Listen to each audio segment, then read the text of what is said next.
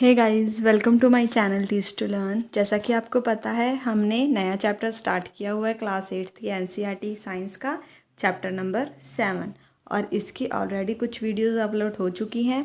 अगर आपने अभी तक इस चैप्टर की प्रीवियस वीडियोस नहीं देखी हैं तो आप डिस्क्रिप्शन में दिए गए लिंक से उन्हें देख सकते हैं। उन वीडियोस में मैंने जो सारे टॉपिक्स हैं इस चैप्टर के बहुत ही अच्छे से समझाए हुए हैं, तो kindly watch them and also share them with your friends. आज की वीडियो में हम बात करेंगे इस चैप्टर के लास्ट टॉपिक के बारे में, जिसका नाम क्या है, reproductive health. So let's start. यहाँ पे इन्होंने कहा है कि जो फिजिकल और मेंटल हेल्थ है of an individual is regarded as an individual health. मतलब किसी की भी अगर फिजिकल और मेंटली दोनों हेल्थ ठीक होगी तभी हम उसे क्या कहेंगे, हेल्थी पर्सन कहेंगे।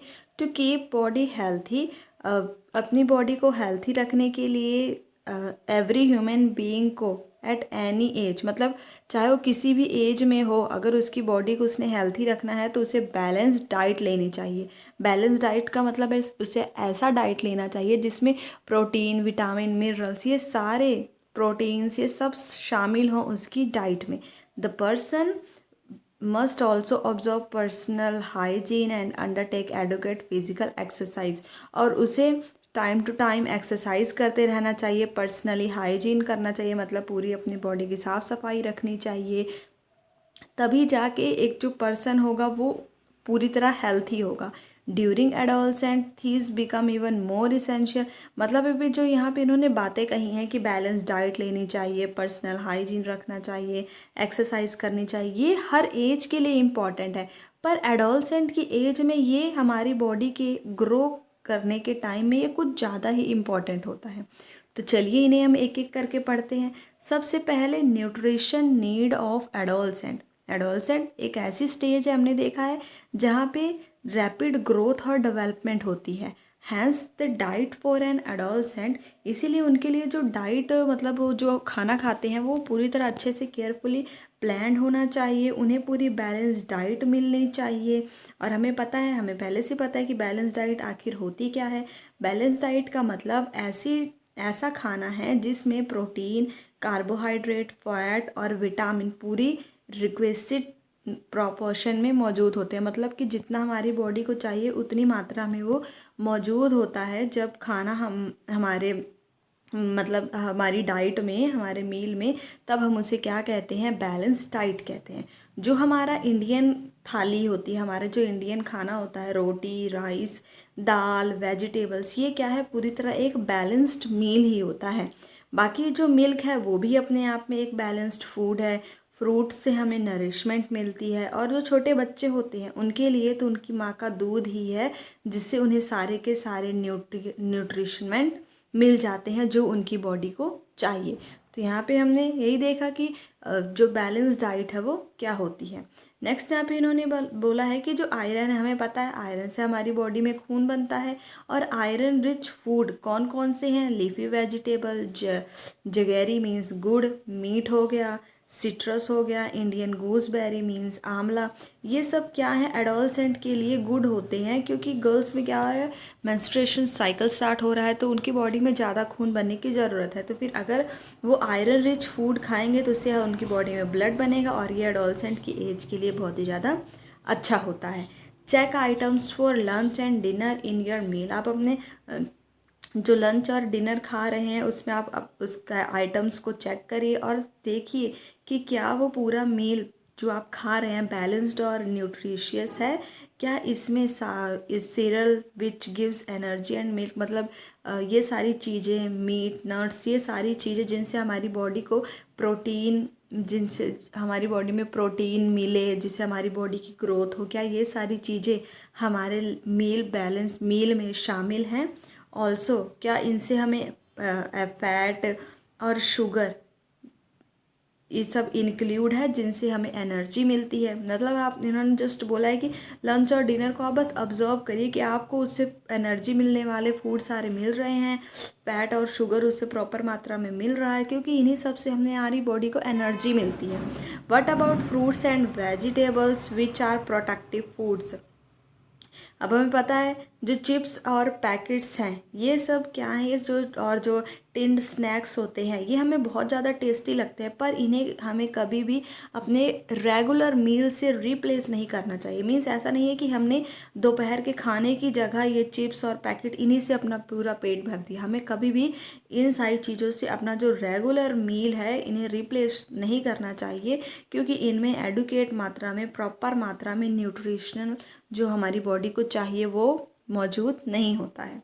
अब यहाँ पे इन्होंने जस्ट एक एक्टिविटी दी हुई है कि आपका जो फ्रेंड्स का ग्रुप है, आप जस्ट उसमें अपना ब्रेकफास्ट, लंच और डिनर इन सभी को अपने फ्रेंड्स के जो ग्रुप है उनके साथ आइडेंटिफाई करिए, और आइडेंटिफाई करिए कि कौन कौन से आइटम हैं प्रॉपर ग्रोथ के लिए और कौन कौन से ऐसे जंक फूड हैं जो आप और आपके फ्रेंड्स खा रहे हैं। एक और एक्टिविटी यहाँ पे दी गई है कि आपको अपने क्लासरूम में एक चार्ट प्रिपेयर करके लगाना है, जिस पे ये सारे जो फूड आइटम्स हैं वो सारे आपको पेस्ट करने हैं, ताकि आप इन सबको देख देख कर इन्हें आपको याद आता रहे कि ये सारी अच्छी चीज़ें हैं जिन्हें आपको खाते रहना है। सबसे पहले मीट, वेजिटेबल, मिल्क और एग हो गया, फ्रूट्स हो गए, या फिर ये जो ग्रेन्स हो गए, मीन्स ये सारी दालें हो गई, ये सब क्या है हमने पहले देख लिया कि ये सब क्या है, बैलेंस डाइट वाले फूड है, न्यूट्रिशियस आइटम्स हैं, और इनका चार्ट अपने क्लासरूम में लगाइए ताकि आप इन्हें देख देख के इन्हें ही खाने के बारे में सोचिए। नेक्स्ट है पर्सनल हाइजीन।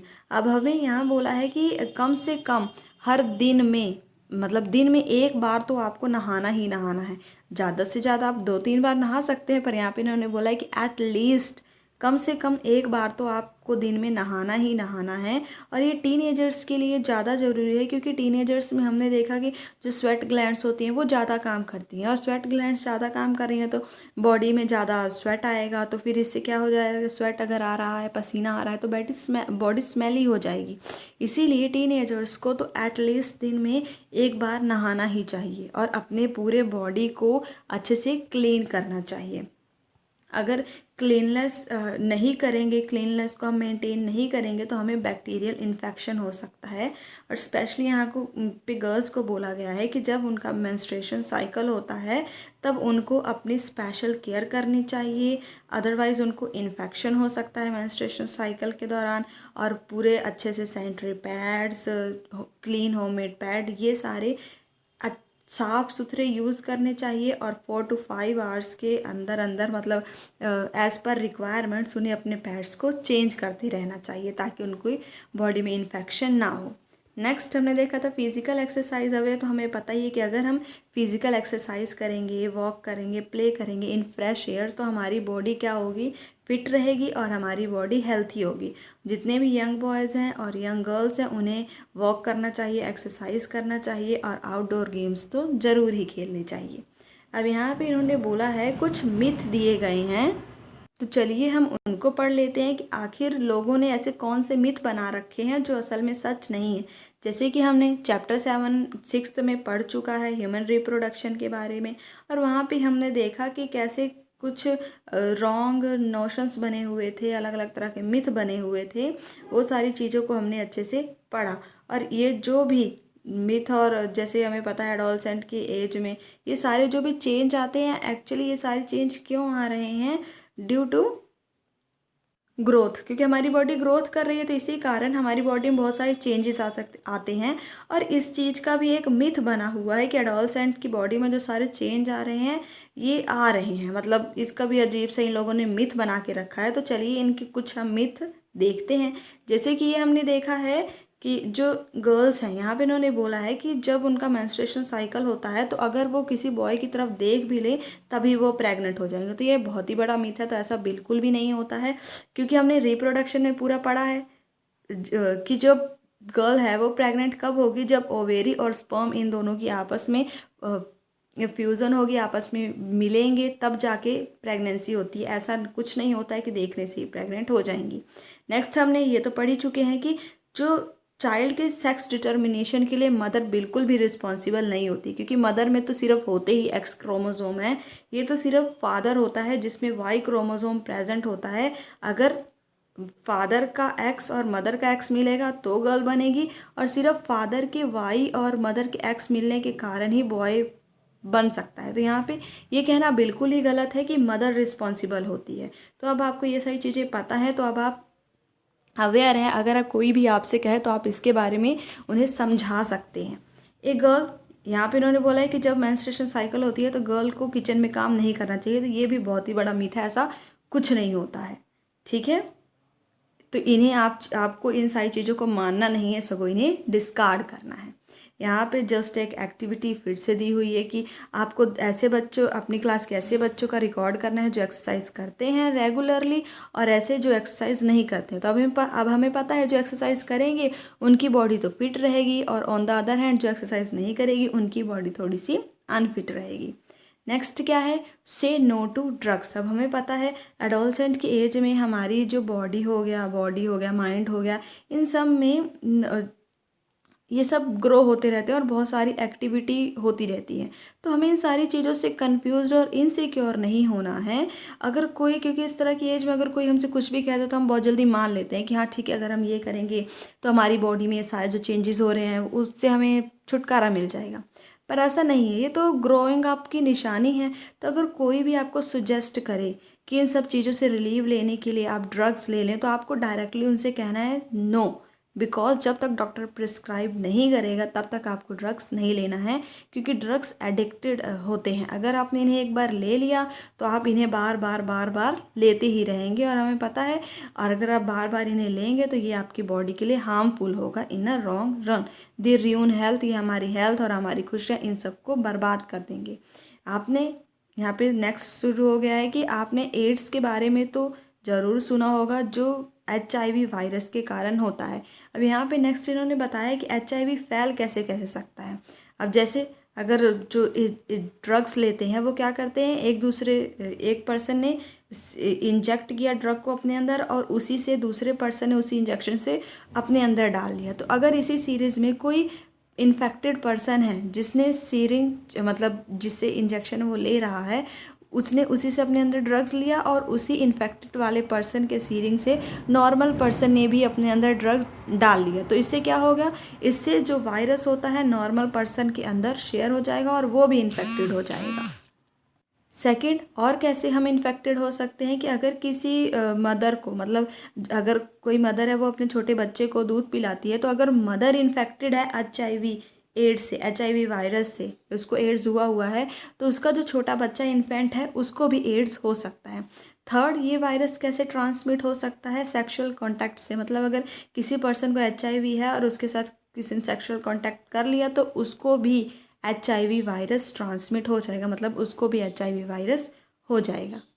नेक्स्ट यहाँ पे इम्पॉर्टेंट पॉइंट बताया हुआ है कि हमें पता है कि हमारी कंट्री में जो गर्ल्स और बॉयज़ की लीगल एज को मतलब कहा गया है कि मैरिज की लीगल एज क्या है, गर्ल्स की 18 ईयर्स है और बॉयज़ की 21 ईयर्स है। ऐसा इसलिए है क्योंकि जो टीनेजर्स मदर्स हैं आर नॉट प्रिपेयर्ड मेंटली और फिजिकल फॉर मदरहुड। अब हमें पता है जो 16, 17 ये सब की जो गर्ल्स हैं वो मेंटली और फिजिकली प्रिपेयर नहीं होती है मदरहुड बनने के लिए। इसीलिए जो अगर कोई अर्ली मैरिज करा देता है और वो जल्दी मदरहुड बन जाती हैं तो इससे उनकी हेल्थ प्रॉब्लम में भी आती है, उसकी मदर की हेल्थ प्रॉब्लम भी होती है, और जो उसने बेबी किया है उसकी हेल्थ में भी प्रॉब्लम हो जाती है। क्योंकि उस टाइम जो गर्ल होती है 16 to 17 ईयर्स की जो गर्ल होती है उनको खुद ही नहीं पता होता अपनी हेल्थ की केयर कैसे करनी है। तो उस टाइम में अगर वो माँ बन गई हैं, बेबी को उन्होंने जन्म दिया है, तो फिर वो उसकी हेल्थ में कैसे ध्यान रखेंगी। इसीलिए इस टाइम बेबी की हेल्थ और मदर दोनों की हेल्थ में प्रॉब्लम हो जाती है। It also cut in employment opportunities for the young women and make as, मतलब अब अगर उनकी शादी जल्दी हो गई है तो फिर उनके जो नौकरी करने की एज है वो भी उसी टाइम होती है, तो फिर इसमें भी प्रॉब्लम हो जाती है, उनको अपॉर्चुनिटीज़ नहीं मिल पाती है और उनको मेंटली भी वो पूरा अच्छे से प्रिपेयर नहीं रहती हैं। तो इसीलिए जो हमारी कंट्री है उसमें मैरिज की लीगल एज को क्या किया गया है, मतलब लीगल एज निर्धारित किया गया है कि गर्ल्स और बॉयज़ की इसी एज में हमने क्या करनी होती है, मैरिज करनी होती है। नाउ जल्दी से हम रिवीजन कर लेते हैं कि इस पूरे चैप्टर में हमने क्या पढ़ा।